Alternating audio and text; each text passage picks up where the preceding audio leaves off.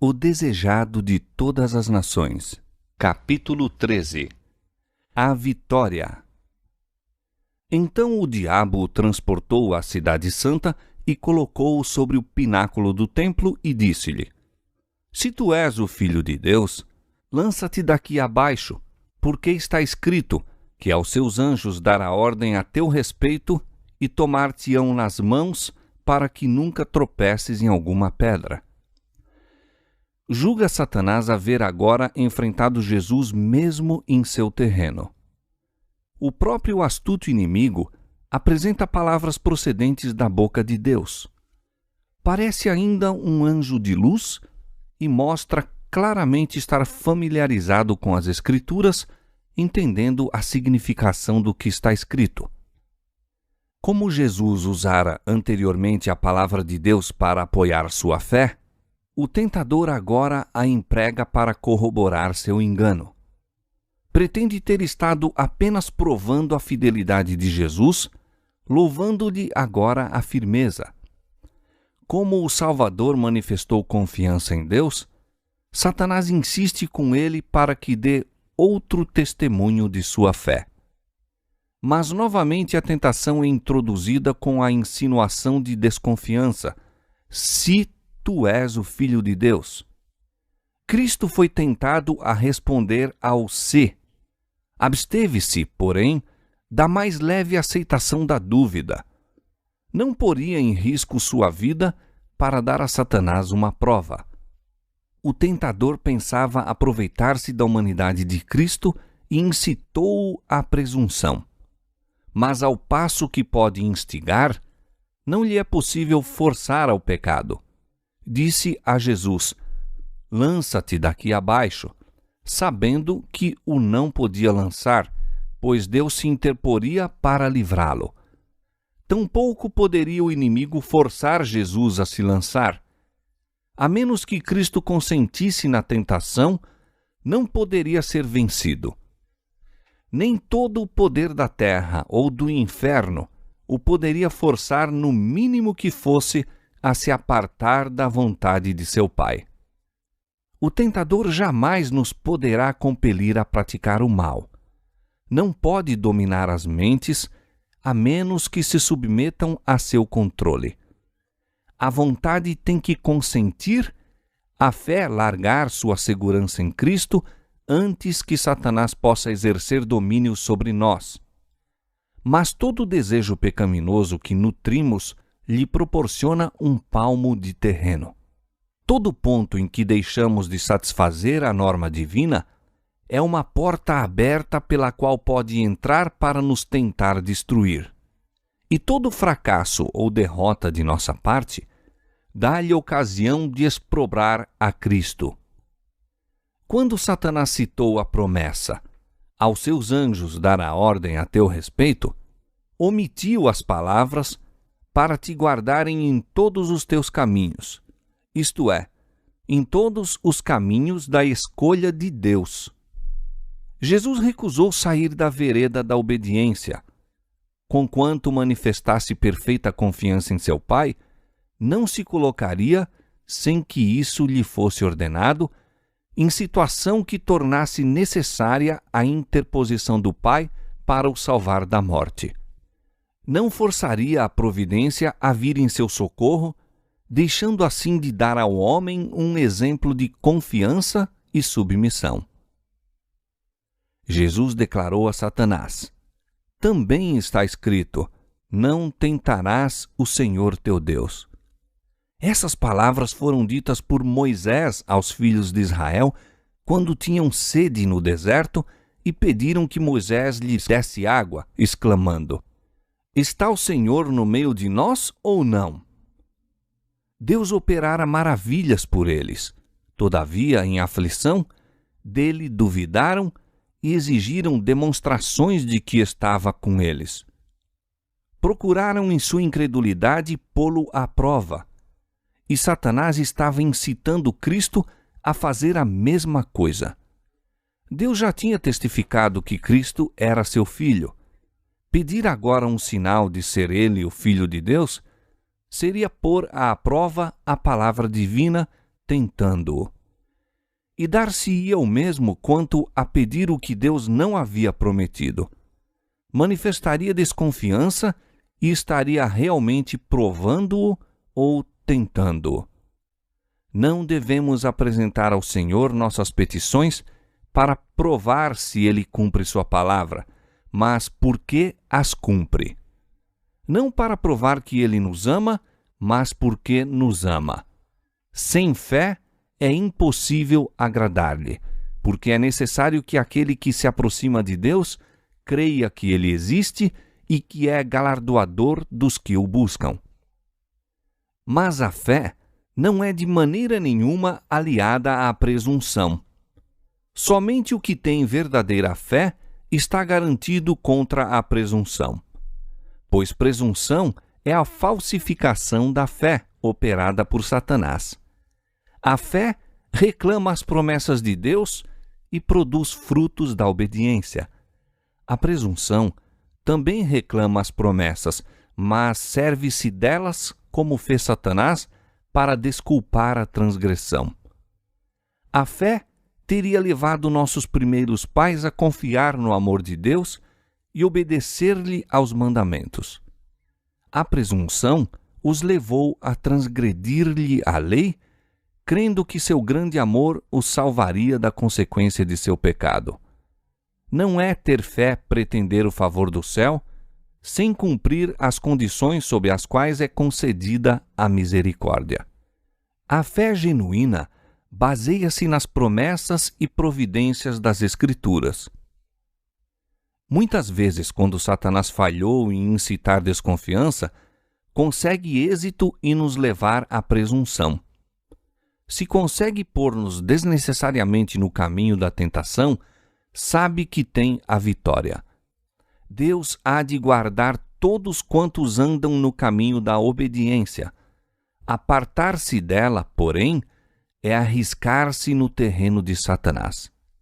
Aí cairemos por certo. O Salvador nos ordena: vigiai e orai, para que não entreis em tentação.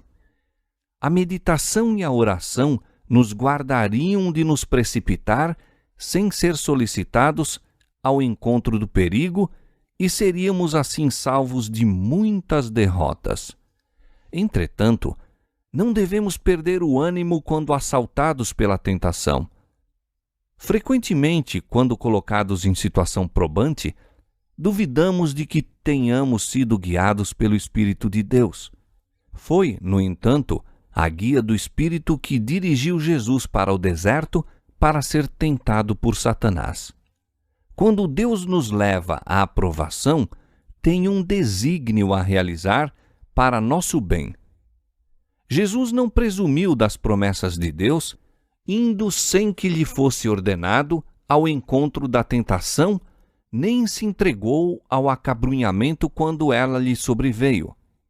Tampouco o devemos nós fazer. Fiel é Deus, que vos não deixará tentar acima do que podeis, antes, com a tentação dará também o escape, para que a possais suportar. Ele diz: oferece a Deus sacrifício de louvor e paga ao Altíssimo os teus votos, e invoca-me no dia da angústia.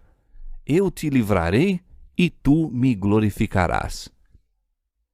Jesus saiu vitorioso da segunda tentação, e então Satanás se manifesta em seu verdadeiro caráter.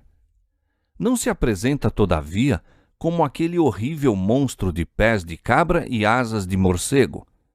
Embora decaído, é um poderoso anjo. Declara-se o chefe da rebelião e o Deus deste mundo. Colocando Jesus sobre uma alta montanha, fez com que todos os reinos do mundo, em toda a sua glória, passassem em vista panorâmica diante dele. A luz do sol projeta-se sobre cidades cheias de templos, palácios de mármore, campos férteis e vinhas carregadas de frutos. Os vestígios do mal estavam ocultos. Os olhos de Jesus, cercados ultimamente de tanta tristeza e desolação, contemplam agora uma cena de inexcedível beleza e prosperidade. Ouve então a voz do tentador: dar-te-ei a ti todo este poder e a sua glória, porque a mim me foi entregue e dou-o a quem quero. Portanto, se tu me adorares, tudo será teu. A missão de Cristo só se podia cumprir através de sofrimento. Achava-se diante dele uma existência de dores, privações, lutas e morte ignominiosa.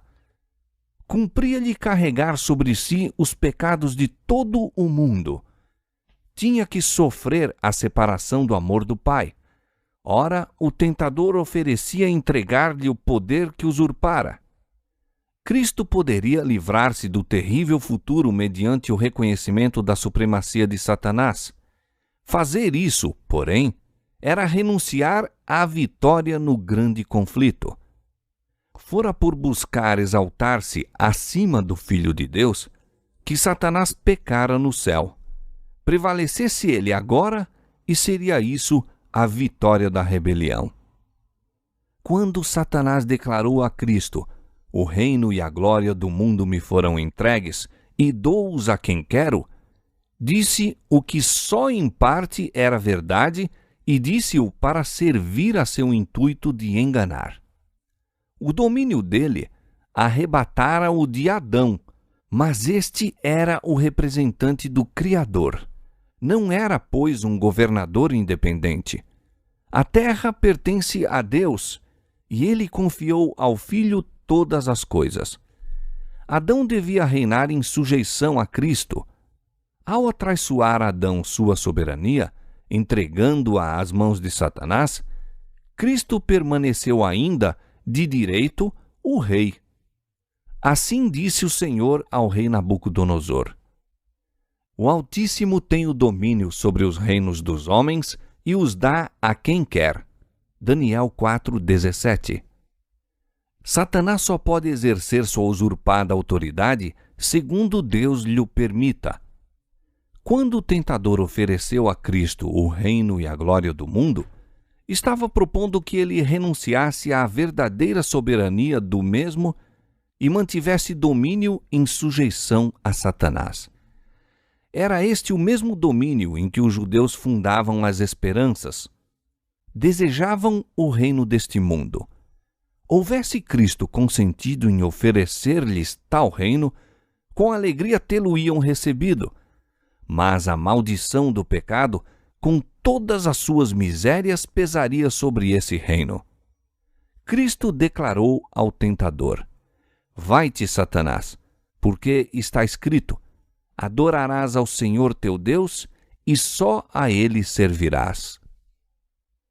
Os reinos deste mundo eram oferecidos a Cristo por aquele que se revoltara no céu com o fim de comprar-lhe a homenagem aos princípios do mal.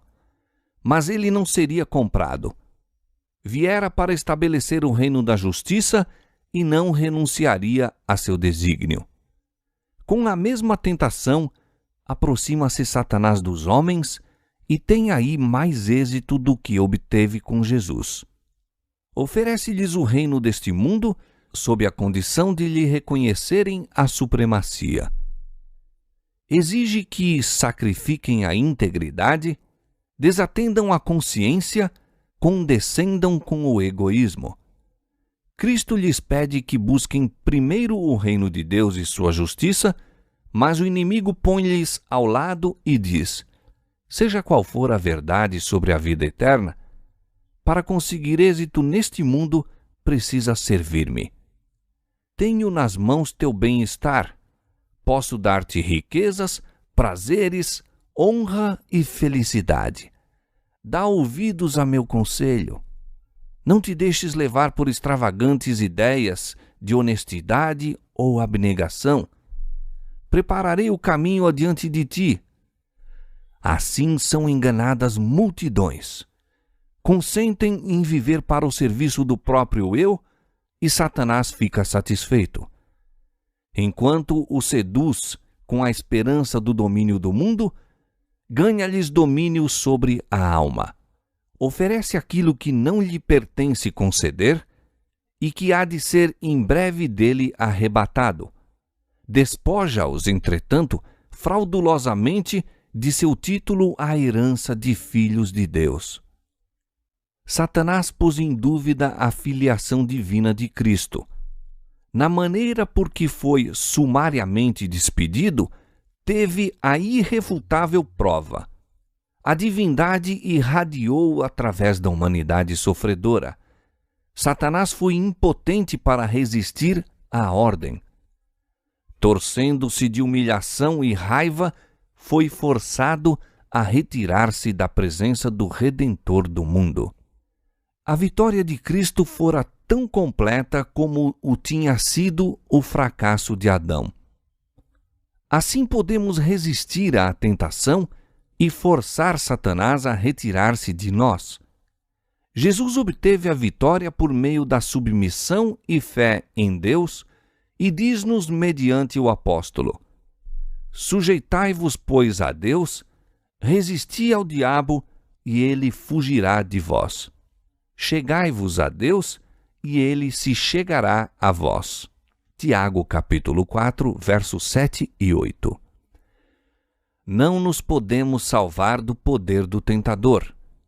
Ele venceu a humanidade e quando tentamos resistir em nossa própria força, tornamo-nos presa de seus ardis. Mas torre forte é o nome do Senhor. Para ela correrá o justo e estará em alto retiro. Provérbios 18, 10. Satanás treme e foge diante da mais débil alma que se refugia nesse nome poderoso. Havendo partido o adversário, Jesus caiu exausto por terra, cobrindo-lhe o rosto o pavor da morte.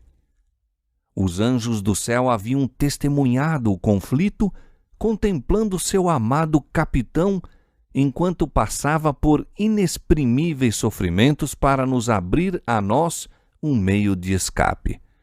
Resistira à prova maior do que jamais seremos chamados a suportar. Os anjos serviram então ao Filho de Deus enquanto jazia como moribundo. Foi fortalecido com alimento, confortado com a mensagem do amor do Pai e com a certeza de que todo o céu triunfara com sua vitória. Reanimado, seu grande coração dilatou-se em simpatia para com o homem e saiu para completar a obra que iniciara.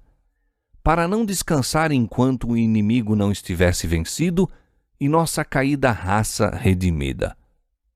Jamais poderá o preço de nossa redenção ser avaliado enquanto os remidos não estiverem com o Redentor ante o trono de Deus.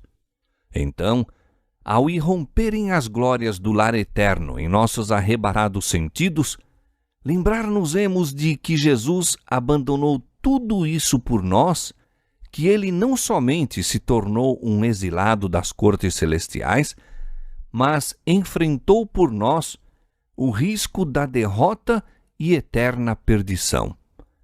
Então, lançar-lhe-emos aos pés nossas coroas, erguendo o cântico: digno é o Cordeiro, que foi morto, de receber o poder e riquezas e sabedoria e força e honra e glória e ações de graças. Apocalipse 5:12.